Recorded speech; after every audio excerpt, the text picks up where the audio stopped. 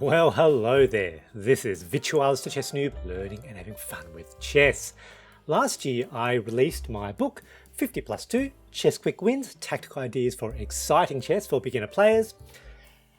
And in this series of videos, I've covered the first section of the book, covering some of the tactical themes, motifs, ideas that underlie the quick win. Now, in this video, I'm going to cover the Greek gift sacrifice. This is a common tactical idea that's usually available in the early middle game, and sometimes it allows you to get a quick win depending on the setup if you look for it right after the end of the opening.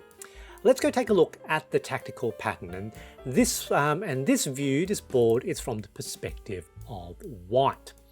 There are a few prerequisites for the Greek gift sacrifice to work. Now, Greek gift sacrifice involves a combination attack where white sacrifices their bishop with check, which draws the black king onto the h file, so only available after the opponent has castled kingside, thus the early middle game or the very end of the opening, and then following up the attack with the bishop sacrifice, drawing the king onto the h file with a combination of the queen and the knight attacking down the h file.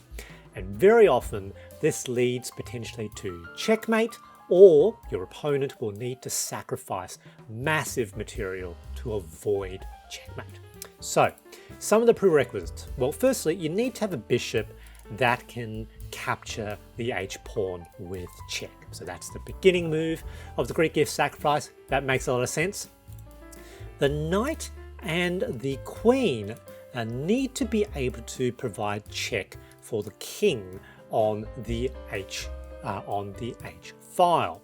And with the knight in particular to the g5 square if it's white, or the g4 square if it's reversed, you need to have better control of that g5 square than the opponent. So here we've got the knight and the bishop both control that square, while it's only controlled once by the opponent's queen. So we've got greater control, so we can potentially make that move. And as mentioned, we also need the queen to have access to the h file as well to give check.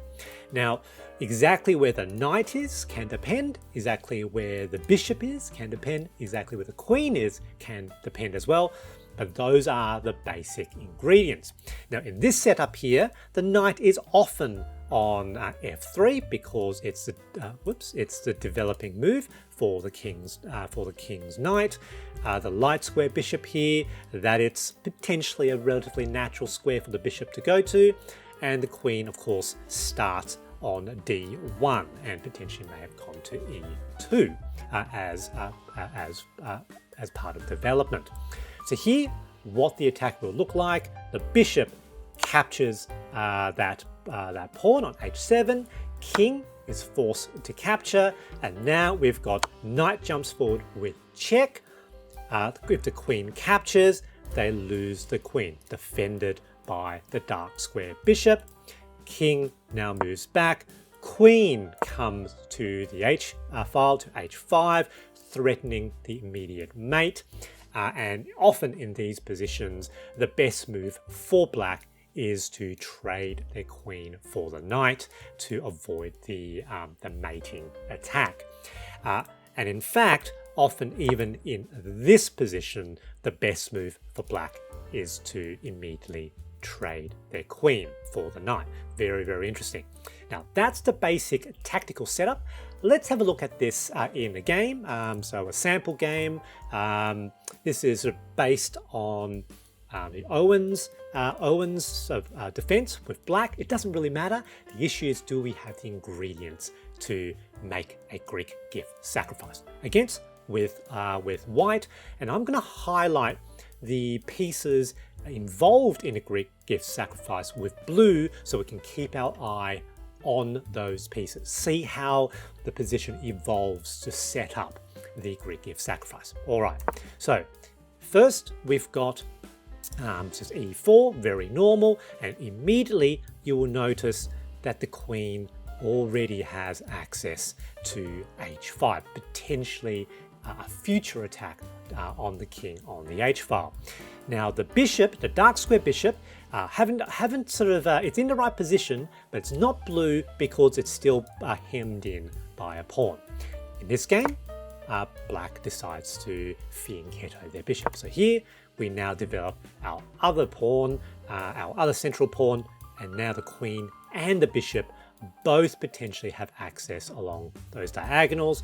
For the dark square bishop, it controls that g5 square, which becomes very important in the Greek gift sacrifice. There we go.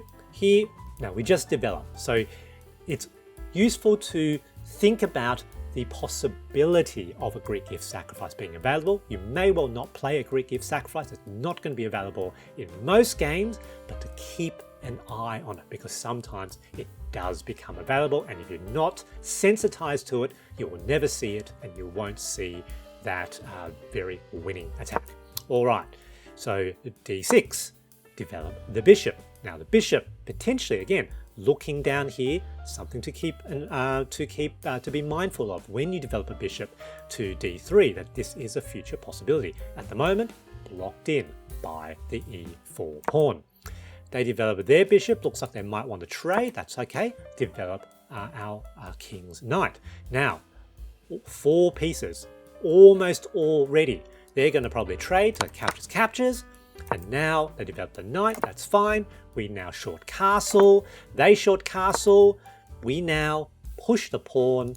We've got a big center. And notice the 4 pieces here, the bishop pair, queen, and the knight, are all potentially poised for a Greek gift sacrifice attack. Something to remember, something to keep an eye on. At the moment, they don't have anything that also provides extra defense to the h-pawn, which potentially could change, depending on what black does.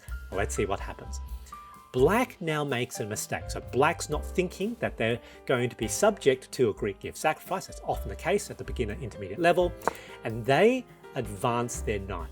Potentially sensible looking, but you can see it's a mistake because we've now all poised for that Greek gift sacrifice. There's nothing they got that can defend against it. Now they have got the queen defending the g5 square, which is often the case, but it's not enough because that's attacked twice by us, by white. So step 1, bishop captures the h7 pawn with check. A brilliant move.